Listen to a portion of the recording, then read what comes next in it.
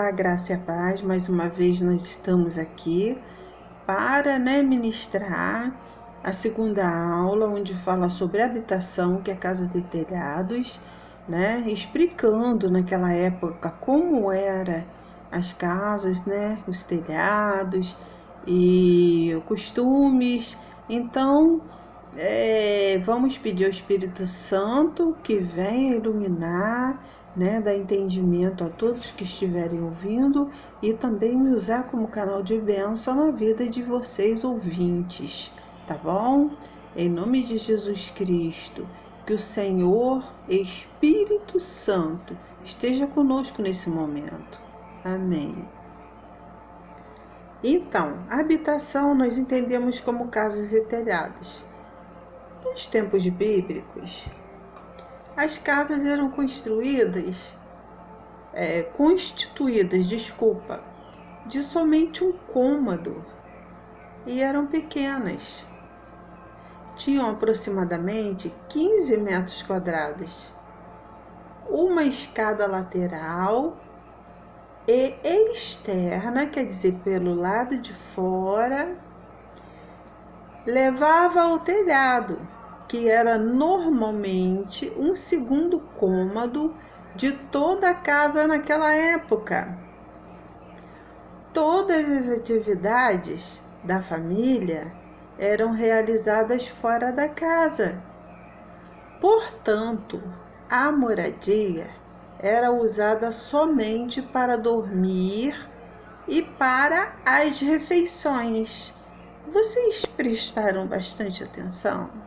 A casa, ela tinha somente um cômodo de 15 metros quadrados e ela tinha uma escada lateral, uma escada que pegava pelo lado, onde levava, ao telhado, que era normalmente um segundo cômodo de toda a casa naquela época. Toda a casa o quê? Um cômodo de 15 centímetros, certo? Então, vamos lá. Todas as atividades da família eram realizadas fora da casa, quer dizer, não faziam nada dentro da casa a não ser dormir, tá? E para as refeições também, claro. Por dentro, o piso tinha 2 níveis. No mais alto, dormia toda a família, todos juntos. E no mais baixo, poderia dormir alguns animais estimados pela família. Se a família tivesse poucos animais, todos dormiam dentro da casa. No telhado da casa, muitas atividades eram feitas. Por exemplo, reuniões de família, atividades sociais, e em noites mais quentes, a família toda dormia no telhado. Nele era comum haver tantas atividades que em Deuteronômio 22, versículo 8, manda que se construam parapeitos nele, que geralmente eram grades de madeira, para proteger, de um acidente, alguma queda, alguma coisa assim. Com as diferenças sociais eram poucas em meio à sociedade judaica. As moradias mudavam muito, eram quase todas iguais. Aliás, as moradias não mudavam muito, eram quase todas iguais, tá? As casas eram todas iguais. A vida do povo judeu era tranquila, havia muito carinho e aconchego familiar. Os pães eram assados em fornos de barro. À noite, instrumentos musicais eram tocados na área de fora e as casas iluminadas pelas lamparinas de azeite. Os tais telhados, que eram planos, exigiam do construtor da casa cuidados especiais, pois era a sala de estar da família. Era armado com pesadas vigas de madeira, sobre as quais se colocavam varetas, e depois tudo era recoberto com uma mistura de barro e palha picada. As famílias com melhores condições financeiras aplicavam ladrilhos sobre o barro para o conservarem das chuvas que os desgastavam. Outros plantavam grama para os protegerem da erosão. Regularmente era preciso lixá-lo para mantê-lo impermeável.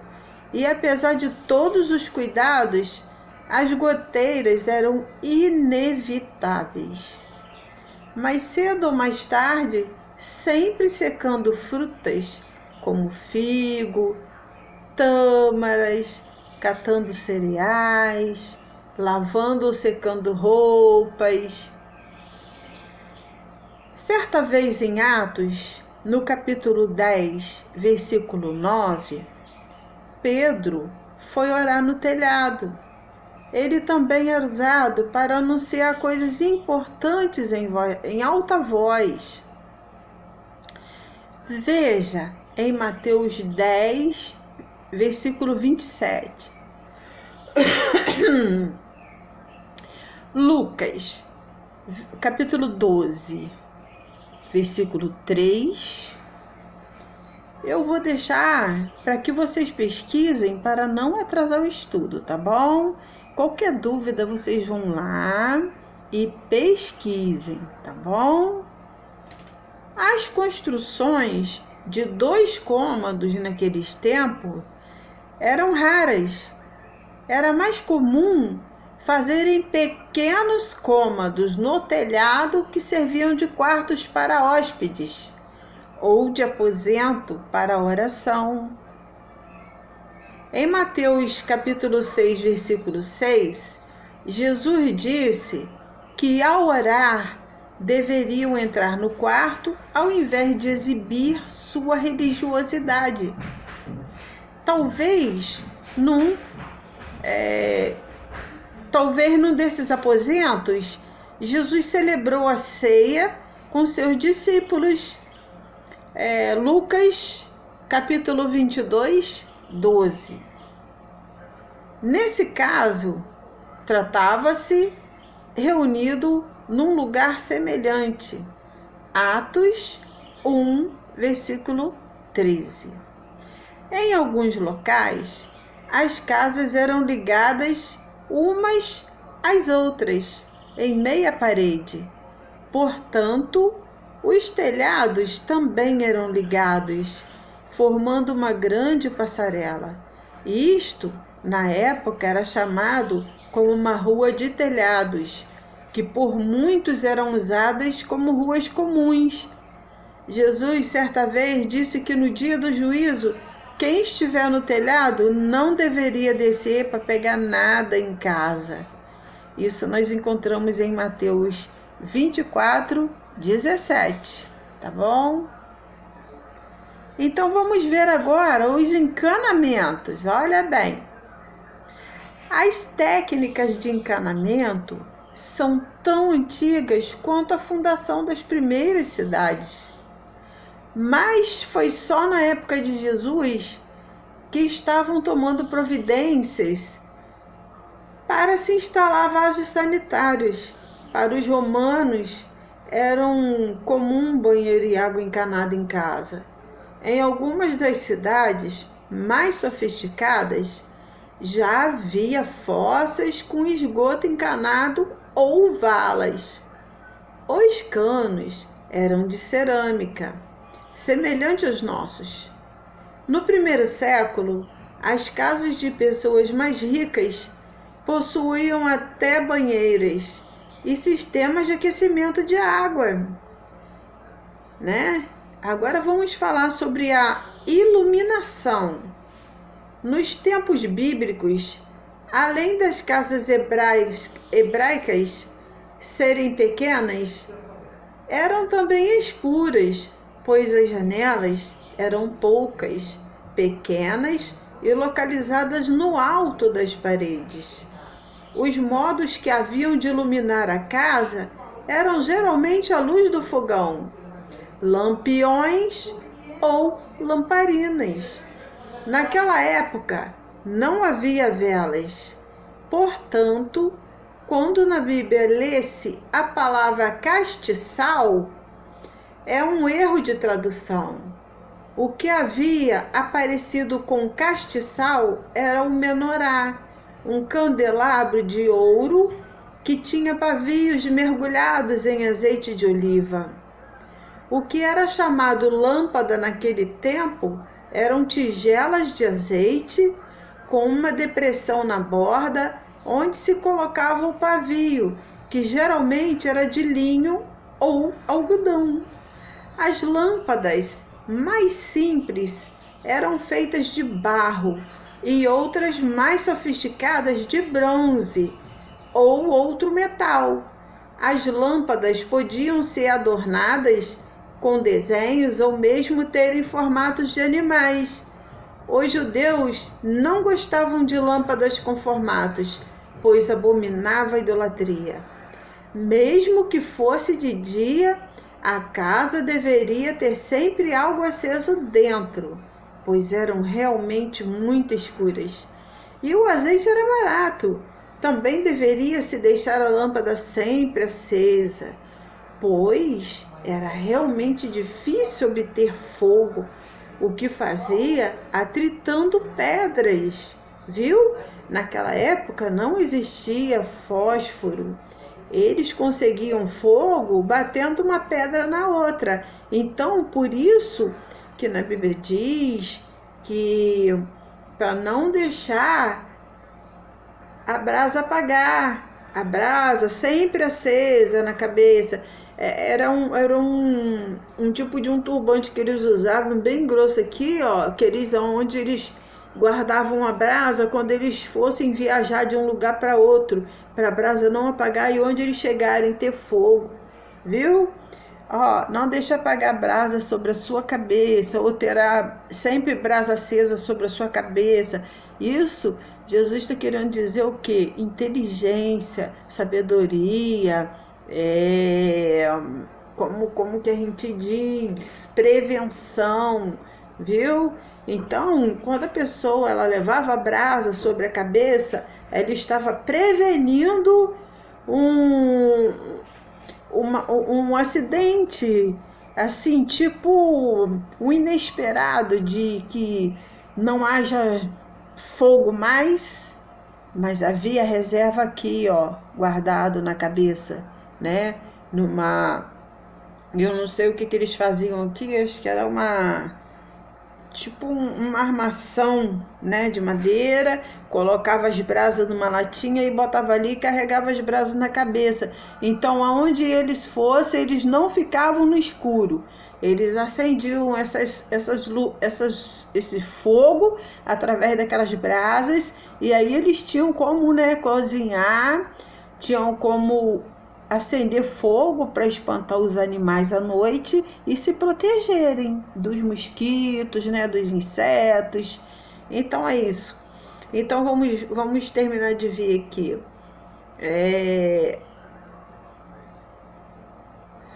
Deixa eu ver aqui.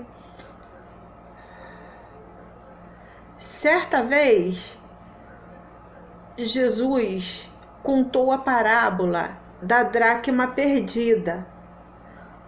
Está em Lucas 15, versículo 8. Eu não vou agora pesquisar com vocês, porque senão vai atrasar a aula. Mas vocês podem pesquisar em casa. Vocês devem pesquisar, tá bom? Não só ouvir, mas devem também examinar para ter uma confirmação de que nós estamos ensinando corretamente conforme o Evangelho, tá bom? As pessoas da época entenderam facilmente que o fato da mulher ter pegado a candeia para procurar a moeda foi uma tarefa difícil, pois procurava em um ambiente escuro com auxílio de uma luz muito fraca. Além do que uma dracma era muito dinheiro para a época. E na parábola das 10 virgens, em Mateus 25, versículo 8, eles também entenderam muito bem o drama que é deixar uma lâmpada apagar. E agora você também pode compreender essas coisas como uma pessoa da época. A mulher que sempre fazia o papel de dona de casa tinha inúmeros deveres, dentre os quais manter a lâmpada acesa. Se você for mulher, agradeça a Deus de não ter nascido naquela época. Havia lâmpadas fixas que ficavam instaladas nas paredes internas ou externas da casa, sobre os veladores, que eram pequenas prateleiras. Dependendo da necessidade, podia-se ter uma ou muitas dessas instaladas. Havia também os portáteis. Disse certa vez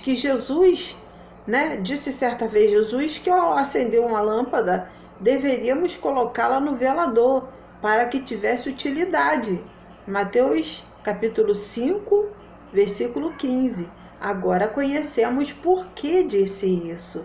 Então, pelo que nós já mencionamos anteriormente, vocês podem ver que a casa deles eram todas iguais, né? Elas possuíam um só cômodo de 15 centímetros, onde havia uma escada do lado externo que dava para o telhado. E não se fazia outra coisa dentro de casa a não ser dormir e fazer as refeições. E os animais, aqueles, mais queridos, dormiam dentro da casa, ou se tivesse poucos, dormiam todos dentro da casa junto com eles. E a lâmpada, ela deveria ser colocada no velador, por quê?